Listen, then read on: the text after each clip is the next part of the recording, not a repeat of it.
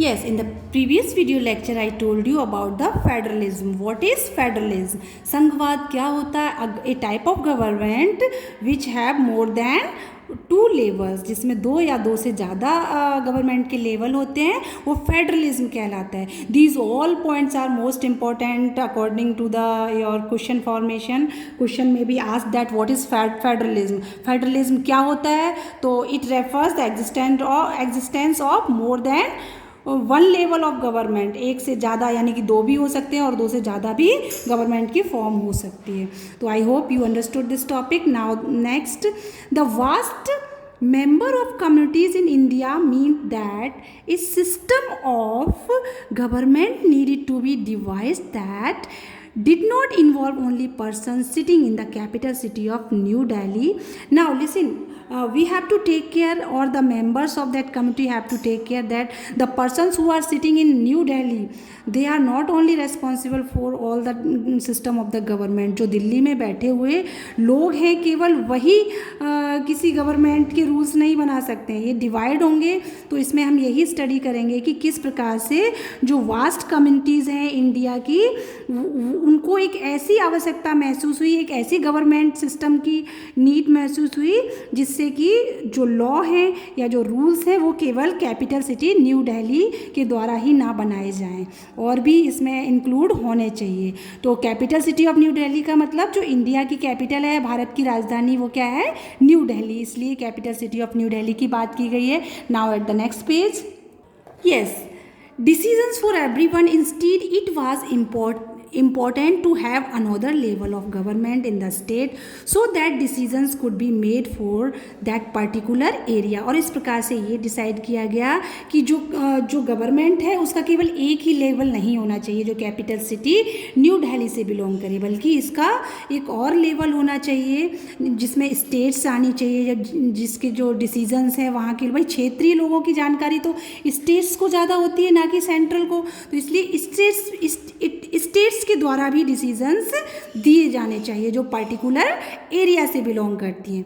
While each state in India enjoys autonomy in exercising powers on certain issues, subjects of national concern required that all of these states follow the law of the central government. Now autonomy का मतलब rights, जो हमारी freedom हमें दी गई है, that belong to the autonomy. तो while each state in India enjoys autonomy, जब भारत में सभी लोगों के पास फ्रीडम होगी तो इन एक्सरसाइजिंग पावर, तो सभी लोगों के पास मोस्टली पावर्स भी होगी.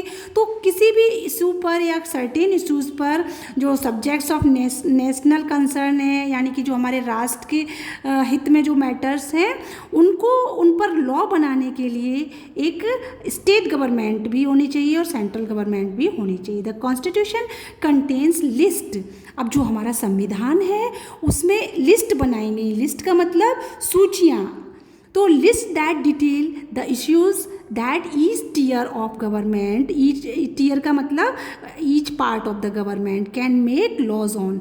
तो इसमें इस लिस्ट में क्या किया गया, जो वर्क हैं उनको डिवाइड कर दिया गया कि ये वर्क सेंट्रल लेवल पे करने हैं और ये वर्क स्टेट लेवल पे करने हैं. इस प्रकार से वर्क का क्या किया गया, डिवीज़न कर दिया गया. In addition the constitution also specifies where each tier of government can get the money from for the work that it does. अब इसके बाद जब इस डिवीज़न को कर दिया गया, लिस्ट बना दी गई, तो एक प्रॉब्लम और आई कॉन्स्टिट्यूशन के पास कि इन जो ये वर्क किए जाएंगे राज्य के द्वारा या सेंट्रल के द्वारा, तो पैसा कहाँ से आएगा? इन सब कामों को करने के लिए मनी कहाँ से आएगा? अंडर फेडरलिज्म, और फेडरलिज्म के अंतर्गत the states are not merely agents of the federal government but draw their authority from the constitution as well.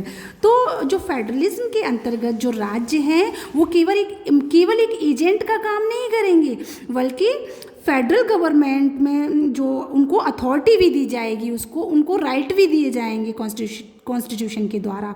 All persons in India are govern by laws and policies made by each of these level of government.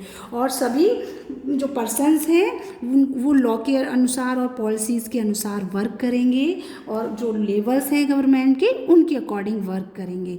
Now as you know that when the constituent assembly adopted the principle of universal adult franchise, Sri A.K. Iyer, a member of, remarked that this was done with the abundant faith in common man and ultimates. इसमें क्या बताया गया है, जो constitution assembly adopt की गई थी तो उस समय A.K. Iyer को इसका मेंबर बनाया गया था, और जो सफ्रेज है यानी कि राइट टू वोट, सफ्रेज का मतलब होता है राइट टू वोट देने का अधिकार, तो वो दिया गया था.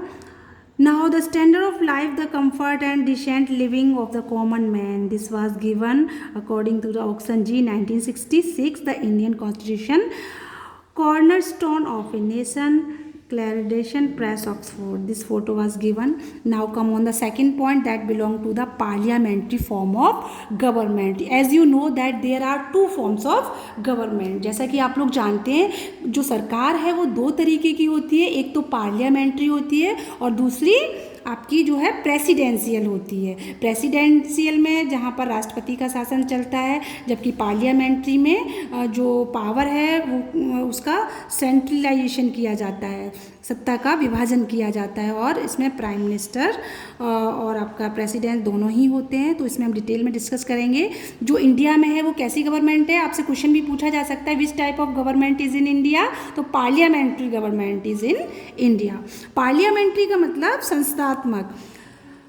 Parliamentary form of government, the different tiers of government that you just read about consist of representatives who are elected by the people. Your class 7th book begin with the story of Kanta who was standing in line to vote during an election. आप 7th class में कांता की story भी पढ़ चुके हैं कि किस प्रकार से वोट देने के लिए कांता लाइन में लगी हुई थी. तो जो पार्लियामेंट्री फॉर्म ऑफ गवर्नमेंट होती है वो ऐसी फॉर्म ऑफ गवर्नमेंट होती है जिसमें हम अपने रिप्रेजेंटेटिव को इलेक्ट करते हैं वोट दे करके, यानी कि जो पीपल 18 ईयर्स से ज़्यादा के हैं केवल वही वोट दे सकते हैं. Now the constitution of India guarantees universal adult suffrage. suffrage का मतलब right to vote for all the citizens. भारतीय संविधान के अनुसार सभी को वोट देने का अधिकार दिया गया है. when they were making the constitution, the members of the constituent assembly felt that the freedom struggle had prepared the masses for universal adult suffrage and that this would help encourage a democratic mindset and break the clutches of the traditional caste, class and gender hierarchies. hierarchies का मतलब होता है जो लिंग भेदभाव होता है, या आप कह सकते हैं जेंडर डिस्क्रिमिनेशन जो होता है उससे बिलोंग करता है hierarchies. तो इस प्रकार से आपने देखा कि जो इंडियन कॉन्स्टिट्यूशन है उसके मेंबर्स ने ये डिसाइड किया, ये महसूस किया कि वोट देने का अधिकार सभी को होना चाहिए और किसी भी धर्म, जाति, लिंग के आधार पर कोई भेदभाव नहीं किया जाएगा, सभी को इक्वल राइट होना चाहिए वोट देने का. Now this means that the people of India have a different role in electing their representative. इस प्रकार से लोगों ने अपने रिप्रेजेंटेटिव्स को चूज करने के लिए डिफरेंट रोल प्ले किया. Also every citizen of country irrespective of his or her social background can also contest in election. सभी लोग अपने सोशल बैकग्राउंड के अकॉर्डिंग इलेक्शन में पार्टिसिपेट कर सकते हैं. these representative are accountable का मतलब रेस्पॉन्सिबल टू द पीपल. और जो रिप्रेजेंटेटिव चूज किए गए हैं, लोगों के द्वारा इलेक्ट किए गए हैं, वो अपने कार्यों के लिए अकाउंटेबल होंगे. You will read more about why representation is crucial to democratic function in unit 2 of this book. आप यूनिट 2 में पढ़ेंगे कि आगे डिटेल में कि रिप्रेजेंटेटिव क्यों ज़रूरी होती हैं या इनका क्यों क्रूशियल इंपॉर्टेंस रोल होता है एक डेमोक्रेटिक फंक्शन में. Now the remaining part of this chapter we will discuss in next heading. In next heading we will discuss separation of powers and other heading. So thanks for watching. Keep study.